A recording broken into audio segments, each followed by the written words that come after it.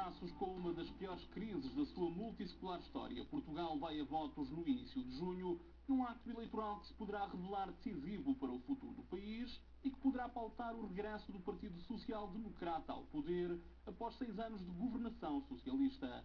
As últimas sondagens dão uma ligeira vantagem ao partido dirigido por Pedro Passos Coelho, mas a quase um mês das eleições, arriscar o nome de um vencedor é dar um tiro no escuro. Durante a próxima meia hora do futuro de Portugal que vamos falar, Carlos Páscoa Gonçalves, deputado do PSD pelo Círculo Fora da Europa, é o convidado desta semana no TDM Entrevista. Antes de mais, Sr. Deputado, muito obrigado por ter aceito este convite que foi dirigido pela TDM. Eu começava por lhe perguntar, concorda comigo quando eu digo nesta introdução que este acto eleitoral que Portugal vai ser submetido no início de junho é um dos actos mais importantes dos últimos anos da história portuguesa? Bom, em primeiro lugar, muito obrigado também pelo convite. É um prazer estar aqui em mais uma visita a Macau. E eu concordo plenamente consigo. Eu acho que Portugal está numa situação extremamente complicada. Foi levado a isso por, enfim, anos aí de desgovernação que tivemos. Mas chegamos a um ponto onde há que se tomar decisões importantes, porque não temos condições de continuar no mesmo rumo em que estamos. Então, essas eleições do próximo dia 5 de junho serão importantíssimas para o futuro do país, sem dúvida nenhuma. Esta situação em que Portugal acabou por cair obrigou à intervenção do Fundo Monetário Internacional. Com a intervenção do Fundo Monetário Internacional entram em jogo algumas regras que se tornam imperativos e que é necessário que Portugal subscreva, independentemente do governo que esteja no poder. Que margem de manobra é que deixa ao futuro governo de Portugal para procurar decidir em prol da nação? Olha, eu acredito que nós estamos tendo neste momento em Portugal uma grande oportunidade e não podemos desperdiçá-la. Eu acho que a entrada do Fundo Monetário Internacional e da União Europeia nos destinos de Portugal, com a imposição de medidas, é o grande momento para darmos uma virada na nossa economia. Nós temos uma das economias menos competitivas da Europa e num mundo globalizado como o atual, hoje em dia as vantagens têm que ser aproveitadas. Portugal está numa situação de endividamento que não lhe permitirá grandes investimentos públicos, as próprias empresas e as famílias também estão altamente endividadas, o que não permite antever grandes possibilidades de investimento privado no país, investimento privado interno. Portanto, o grande caminho que eu vejo para voltarmos a ter investimento em Portugal é o investimento externo. É daí que virá a grande contribuição para os investimentos e para o crescimento da economia. Mas para isso precisamos estar em igualdade de condições com os outros países, no mínimo.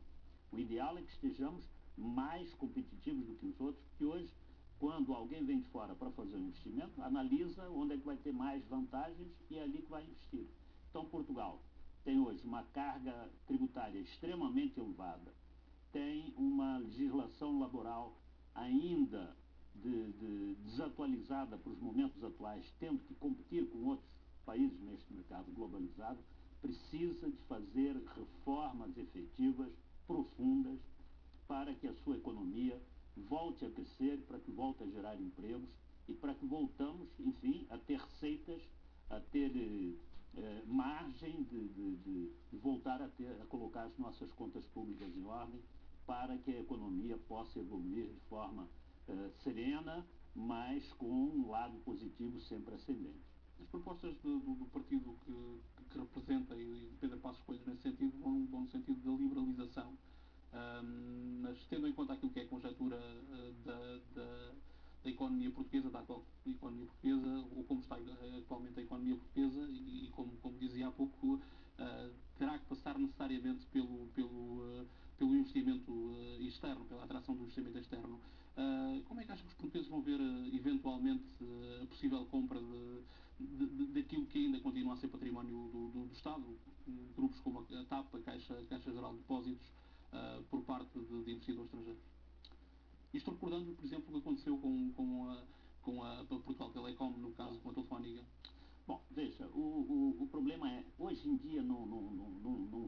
mais a economia com esse conceito, ou seja, a empresa tem que ser portuguesa, para ser portuguesa tem que estar na mão do Estado. O Estado, historicamente, é o mau gestor, e daí temos que partir. E em Portugal não é diferente. Em Portugal, o Estado, onde é gestor, temos, sem exceção, maus resultados. E esses maus resultados depois têm que ser pagos por todos os portugueses, que é o que ocorre hoje.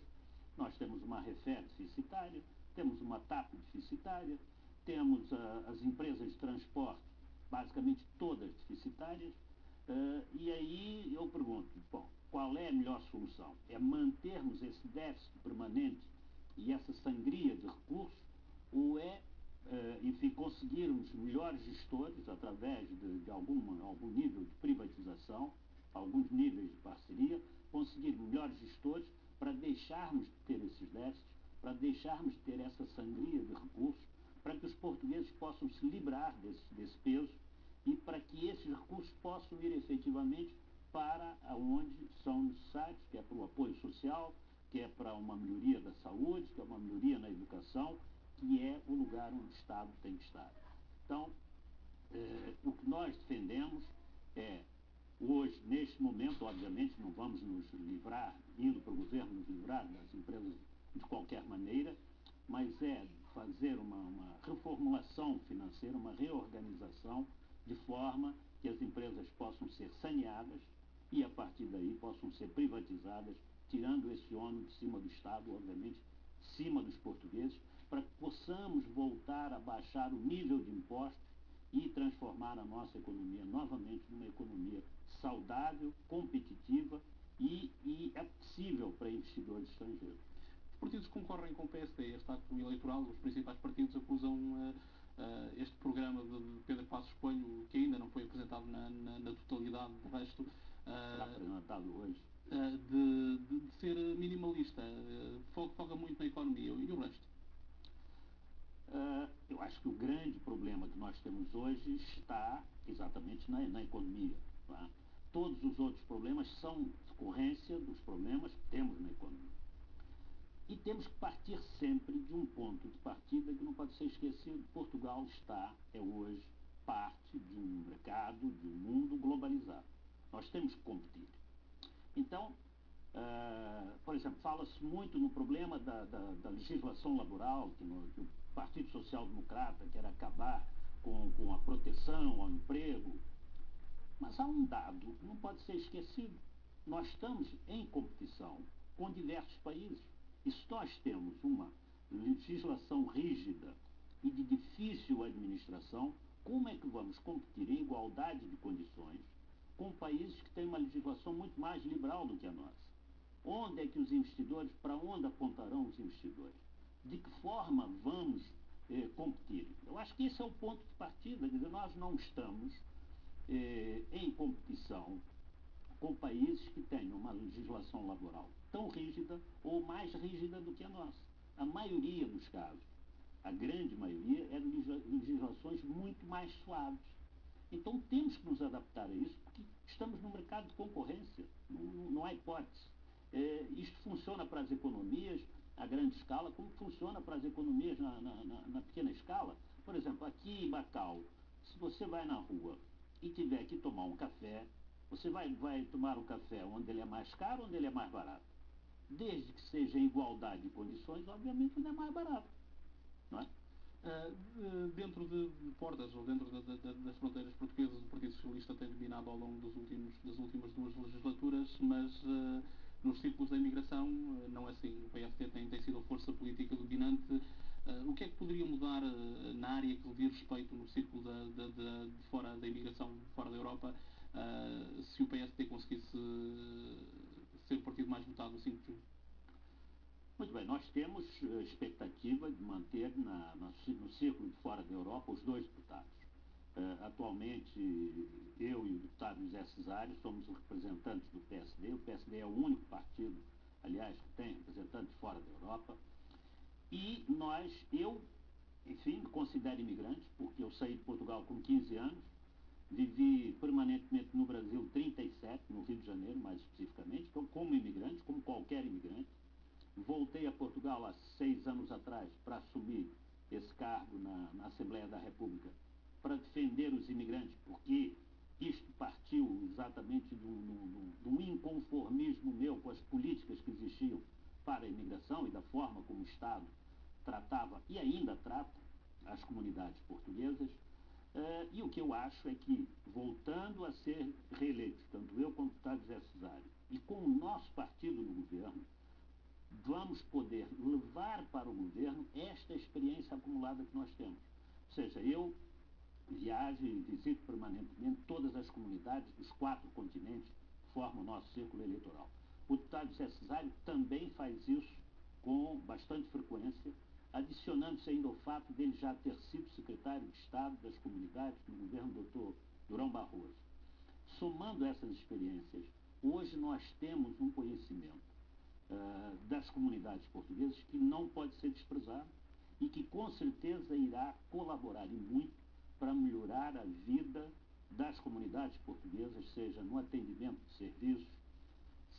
serviços consulares, seja no desenvolvimento do ensino da língua portuguesa, seja na diplomacia econômica, aproveitando o empresariado, a malha de empresariado enorme que existe nas comunidades portuguesas e altamente competente e querendo colaborar com Portugal e não sendo aproveitada hoje por esse governo, para termos, uma parte de apoio social mais efetiva para eventuais casos de carência dentro das nossas comunidades, e para ajudarmos a projetar no mundo, através das comunidades portuguesas, também uma nova imagem de Portugal, que é uma coisa com que os atuais governos nunca se preocuparam.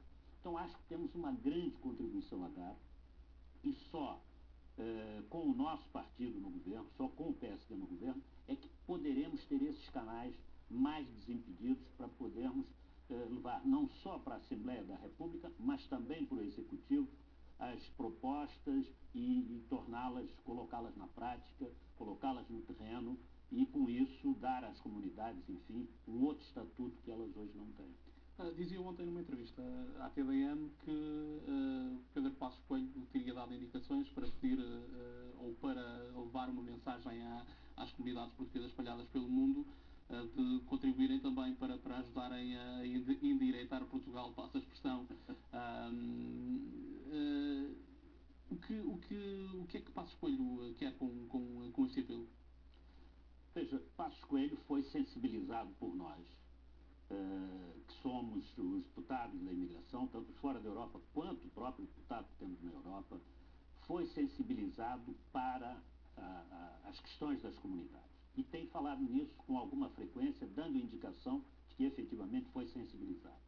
E os nossos argumentos, que sempre foram no sentido de que temos uma malha de investidores, tanto empresas quanto pessoas individuais, que têm interesse, têm vontade, mais até do que vontade, acham que hoje, além do investimento, é uma forma de colaborar com Portugal para enfim, ultrapassar esse momento difícil. Mas essas pessoas e essas empresas não têm sido aliciadas, muito pelo contrário. Então, nós tínhamos, por exemplo, até o início do governo Sócrates, um instrumento que se chamava a poupança imigrante, que era uma forma de captar mais recursos dos imigrantes. E o governo socialista simplesmente decidiu acabar com isso. O que aconteceu? As remessas dos imigrantes caíram a pique. Ora, um país que precisa desesperadamente de recursos, que tem 5 milhões de portugueses residindo fora de Portugal, uma grande maioria com muito sucesso, não pode abrir mão desta fonte de recursos. E também, não é só os recursos como transferência, mas, por exemplo, temos empresários na África do Sul, no Brasil, aqui em Macau, na África, nos Estados Unidos, no Canadá, na Austrália, com empresas enormes que poderiam fazer parcerias com empresas portuguesas, que poderiam investir em Portugal, mas que tem que ter algum tipo de informação, de aliciamento, tem que ser contactadas e tem que ser seduzidas. E o que o doutor Pedro Passos Coelho me pediu é que a mim e aos outros deputados, é que sempre que nos tivéssemos contato com as comunidades, deixássemos um apelo para que as pessoas passem, essas pessoas e essas empresas, a olhar para Portugal como uma possibilidade de investimento, porque o governo PSD irá criar instrumentos para atraí-los, porque esse tipo de investimento é um investimento muito especial, porque ele normalmente é dirigido para regiões de origem de onde são esses empresários. Ou seja, são normalmente investimentos feitos no interior, que é onde nós precisamos de muito investimento hoje. Falávamos nessas dos imigrantes e no período pós-25 de Abril e também durante as duas primeiras intervenções do Fundo Monetário Internacional, esse foi um dos mecanismos que, de certa forma, ajudaram a solucionar parte dos problemas. Quem folhear os jornais da altura de finais da década de 70 vê perfeitamente os imigrantes de França enviaram um determinado valor de remessas. Mas 30 anos depois estamos a ouvir exatamente o mesmo tipo de propostas. Isto não é um contrassenso. O facto de 30 anos depois estarmos a tentar aliciar quem está fora do país igualmente para tentar resolver os problemas internos, e sendo que alguns destes problemas obrigaram à própria imigração das pessoas, acaba por não tirar credibilidade à governação em Portugal. Veja, eu acho que a questão não é tão superficial assim. Eu acho que Portugal hoje está num momento onde qualquer ajuda de onde vier é bem-vinda. Não é uma crise qualquer, é uma crise muito, muito profunda e vamos precisar de tempo e de sacrifícios para resolvermos esse problema. Portugal hoje paga juros da ordem de 10% ao ano, que é um juro elevadíssimo. Então, o apelo que nós fazemos para que voltemos a crescer as remessas dos imigrantes é porque esse dinheiro é a custo zero. Então, se nós podemos ter um volume substancial de recursos a custo zero, por que temos que ter esses recursos pagando 10% ao ano? Então, acho que este é o canal. Não vejo como uma política definitiva para Portugal as remessas dos imigrantes, porque quanto mais imigrantes nós tivermos, e esta vaga de imigração continua a crescer hoje, aliás, ela vem crescendo nos últimos anos. É um erro que estamos a falar neste momento, dizendo, hoje existe uma nova vaga de imigração. Não é hoje. Nos últimos 6 anos, por exemplo, ou 10 anos, cresceu enormemente a imigração para a Espanha, a imigração para a Alemanha, a imigração para a Suíça, a imigração para a Inglaterra. A Inglaterra, então, multiplicou quase por 10 o número de portugueses que para lá foram. Neste momento, o que ocorre é um outro fenômeno. Hoje saem, não são mais aquelas pessoas que vão trabalhar para restaurantes, para construção, para isso. São jovens, altamente formados, muitos com mestrados, com doutoramentos, indo para países como Brasil, Argentina, Índia, África do Sul.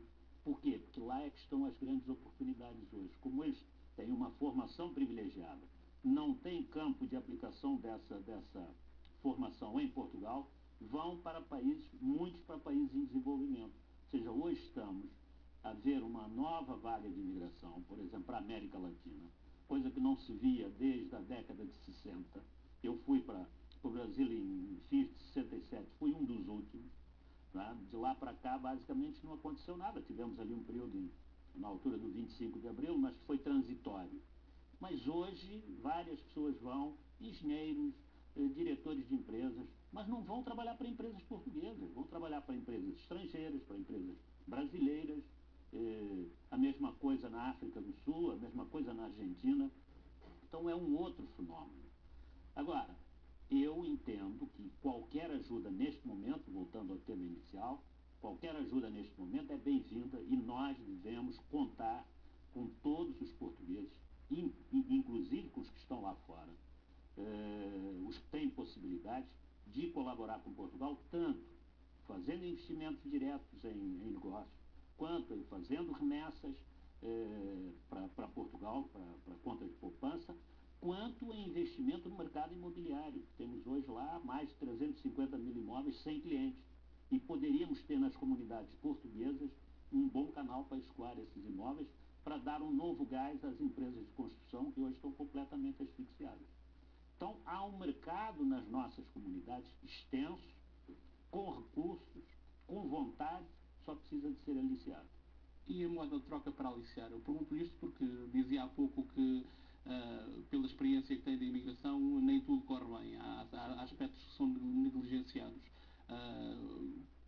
Com o que é que Lisboa poderia retaliar, passa a expressão? O que é que Lisboa pode oferecer aos imigrantes, para que os imigrantes retribuam de volta para Portugal? Bom, eu volto de novo às condições comparativas. Se nós temos um imigrante em França, ou se temos um imigrante no Brasil, ele só vai fazer investimento em Portugal se tiver condições no mínimo iguais às que ele tem no país onde ele está.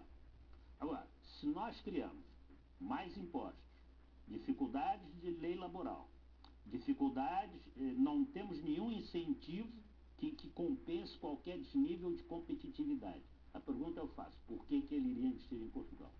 Então temos que dar a essas pessoas, a estes mercados que querem investir, condições para que eles se sintam atraídos.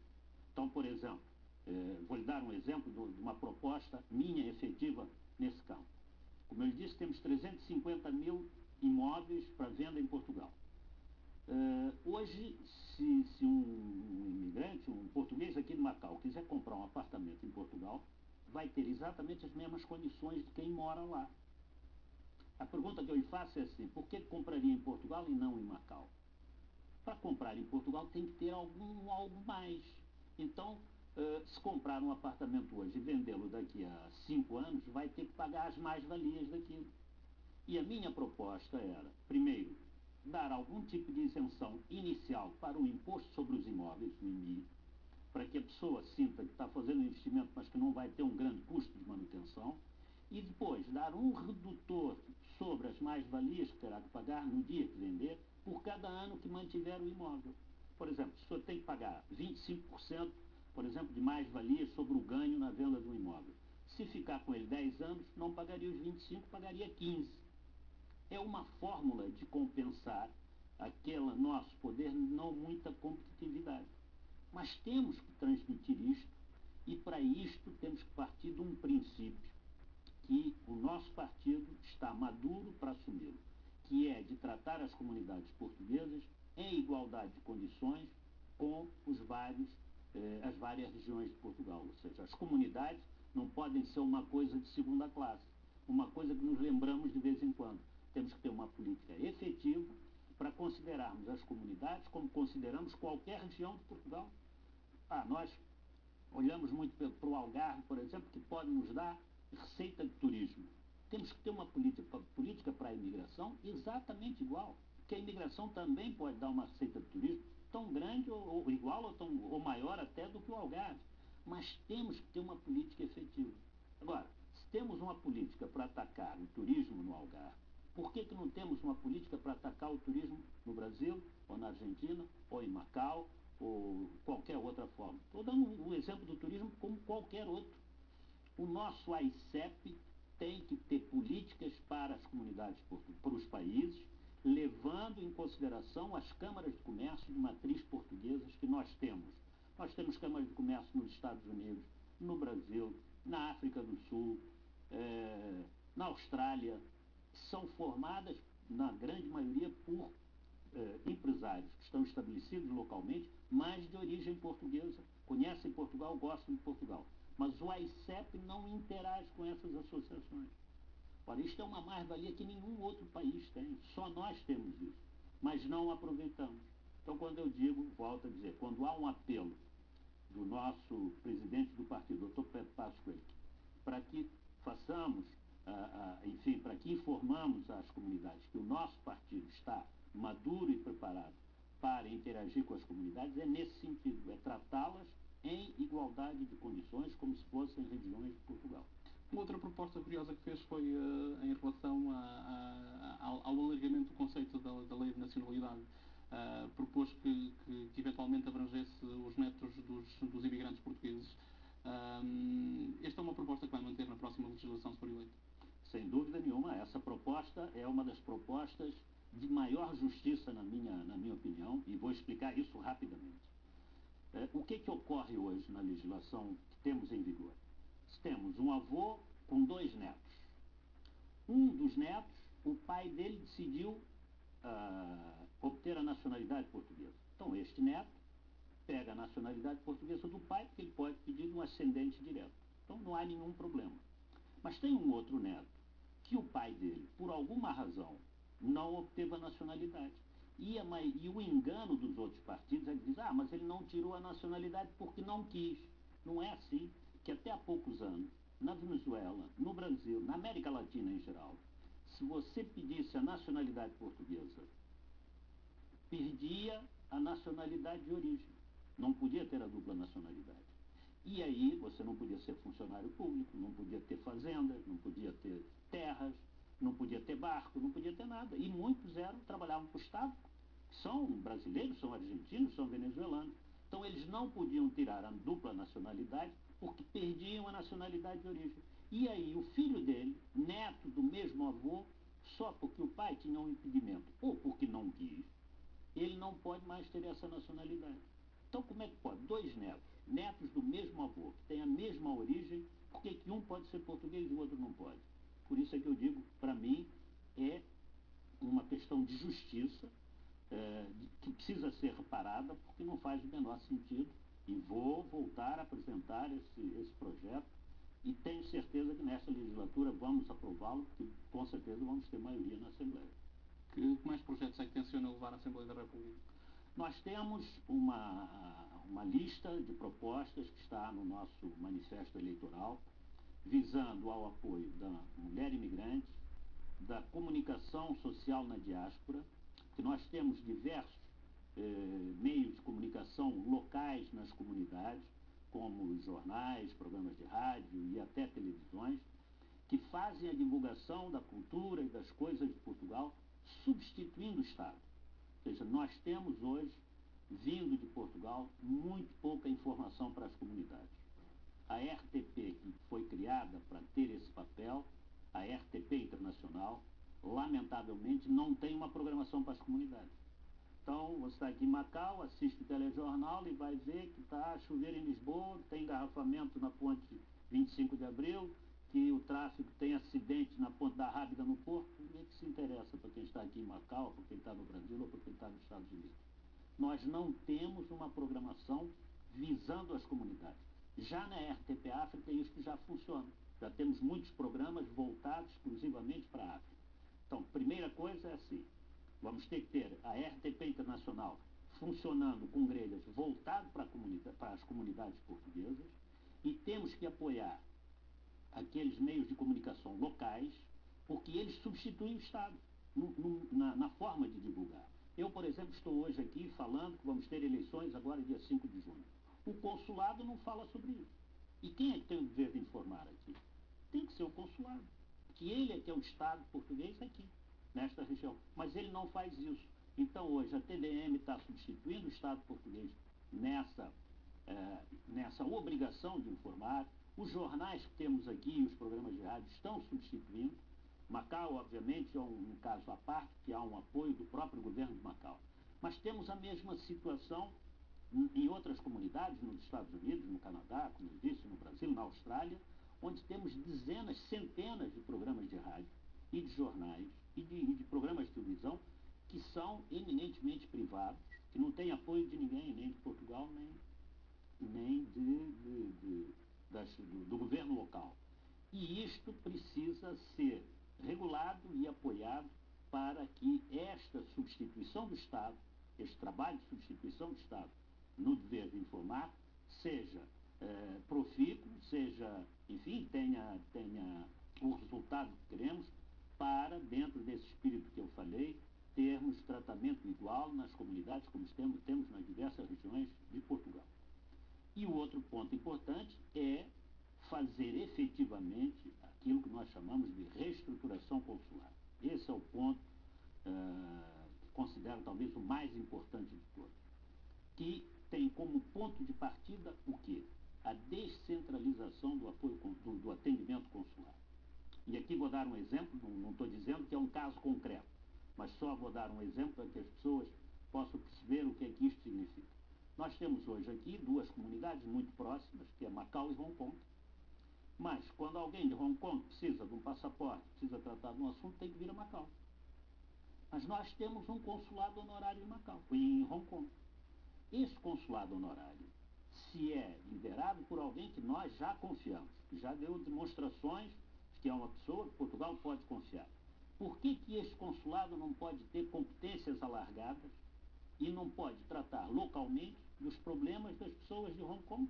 Por que as pessoas têm que pegar um barco e vir aqui? Estou dando um exemplo, não estou dizendo que é o caso de nos tratar disso já, mas é o exemplo. Então, em países que nós temos de grande dimensão, e aqui é um local de pequena dimensão em termos territoriais, mas imagine um país como os Estados Unidos, ou como o Brasil, como a Venezuela, temos extensões enormes e temos distâncias, às vezes, de comunidades para os consulados de 1.500 quilômetros. Mas a solução poderia passar pela criação de novos consulados, porque estamos na altura em que em Portugal está uma das incumbências do Fundo Monetário Internacional é a redução dos funcionários públicos, por exemplo, no aparelho do Estado. Poderia passar por que tipo de soluções? A solução terá que passar por uma rede, por uma ampliação da rede de consulados honorários. Não estou falando de novos consulados de carreira, ou consulados gerais, ou consulados de Portugal. Estou falando em ampliar os consulados honorários. E esses consulados honorários, ampliando a sua maneira de atuação, também vão ampliar as receitas automaticamente. Por quê? Porque se vai praticar mais atos, vai ter mais receita. Então não há um aumento de despesa do Estado, muito pelo contrário. O que nós estamos defendendo é uma racionalização de uma descentralização, aproveitando e investindo na rede de consulados honorários. Não tem a ver com aumento de despesa para Portugal, muito pelo contrário. As últimas sondagens reveladas em Portugal davam quase um equilíbrio, quase um empate técnico entre o Partido Socialista e o Partido Social Democrata. A juntar a este tipo de projeções à questão da eventual não comparência dos eleitores portugueses às urnas, tendo em conta o que aconteceu, por exemplo, nas presidenciais. Juntando todos estes ingredientes, o que é que espera a 5 de junho? Olha, a 5 de junho eu espero que a comparência às urnas seja a maior das últimas eleições, contrariamente àquilo que se pode pensar. Eu acho que Portugal está num momento extremamente difícil e um dos momentos mais importantes em termos de definição do seu futuro. E eu acho que é por isso que a afluência às urnas será uma das maiores dos últimos atos eleitorais. É claro que o ato eleitoral para presidente da República tem uma outra abrangência, tem uma abrangência diferente do ato para as legislativas, onde se nomeia o primeiro-ministro. Aqui estamos falando do governo, não estamos falando do Estado em si, estamos falando do governo. E a governação é o que vai ditar a qualidade de vida dos portugueses para os próximos anos e, por isso, a afluência, sem dúvida, será muito grande. Agora, as sondagens, existem sondagens para todos os gostos. Eu, nos últimos 10 dias, já vi umas 8 sondagens diferentes. Já vi de tudo. Já vi o Partido Socialista na frente, já vi o PSD na frente, já vi o PSD com maioria, já vi o empate técnico. Então, pode-se comprar qualquer uma para qualquer desejo que você tiver. Agora, o que todas, sem nenhuma dúvida, revelam é que temos mais de 40% de indecisos. Ora, enquanto esta massa de indecisos não começar a tomar as suas próprias decisões, nós não podemos levar estas pesquisas, sejam as que dão vantagem ao PSD, ou as que dão impacto técnico, ou as que dão vantagem ao PS, como um indicador definitivo, porque não são. O PSD fará hoje a apresentação do seu programa de governo e, a partir daí, eu espero que nós possamos passar a ter discussão de programas de governo. Eu acho que essa coisa de dizer quem foi culpado, quem não foi culpado, os portugueses sabem muito bem quem é que foram os culpados. Não precisamos nós estar a dizer, nem precisam os políticos estar a dizer. Não adianta o primeiro-ministro José Sócrates vir a público se vitimizar, porque ele não é vítima, ele é o autor. Ele é que era o primeiro-ministro, não eram as oposições. Não adianta colocar a culpa no Bloco de Esquerda, no Partido Comunista, no PSD, no CDS. Ele era o governo. Ele, dos 6 anos de governo que nós estamos falando, ele governou 4 anos e meio com maioria absoluta. Não podemos nunca esquecer disso. Então, ele não é vítima de nada, ele é vítima dele próprio. Ele é vítima dele próprio. Agora, o que temos é que começar a discutir os programas de governo. Isto é que é o importante. Enquanto ficarmos discutindo quem é culpado, quem não é culpado, quem é vítima, quem não é vítima, não vamos a lugar nenhum, porque isso não resolve o problema. Então, os portugueses precisam analisar os programas de governo, decidirem o que querem. Querem continuar como estão ou querem mudar de vida? Se quiserem continuar como estão, vão votar no PS. É exatamente, não tem muita coisa. Se querem mudar de vida, se querem ver um Portugal completamente diferente, se querem ver um Portugal... Eu hoje, sinceramente, como vivo nas comunidades portuguesas, vou a muitos lugares e me sinto um pouco envergonhado de ser português. Porque estamos na mídia 24 horas pelas piores razões. E Portugal não é isto. Portugal é um país com 800, 900 anos de história, que já passou por muitas crises, mas que já foi e é grande. Nós não podemos estar na mídia por esta razão. Nós temos que estar na mídia pelas boas razões. E quando eu vejo, Portugal é um país de gente que não trabalha, Portugal é um país de gente que despesista, que gasta demais, que se endivida demais, que não é responsável. E os portugueses que eu conheço, com quem eu convivo, não são nada disso. É gente que trabalha muito, trabalha mais do que 12 horas por dia, muitas vezes 7 dias por semana, e muitos são pessoas de sucesso que também sentem uma certa distância em relação a este Portugal que nós temos hoje. Eu deixava uma última pergunta nesse sentido. Se de facto os portugueses, e vem dos círculos da imigração, com certeza terá essa experiência, se formos a França, por exemplo, a Alemanha, ao Brasil, temos empresários de sucesso, temos pessoas que construíram empresas a pulso, que conseguiram e que empregam, em alguns casos, dezenas de pessoas. E isto dentro de portas não funciona. O que é que falha aí? Falava há pouco que a culpa, que não interessa debater a culpa, mas desde o 25 de Abril a esta parte algumas opções foram tomadas que não foram porventura as mais certas. Falava do despesismo, à construção dos estádios do Euro, por exemplo, ao projeto gigantesco da Expo 98 que serviu para catapultar Portugal lá para fora, mas pouco mais. O que falham são as elites, se me permite. Olha, eu acho que quando temos um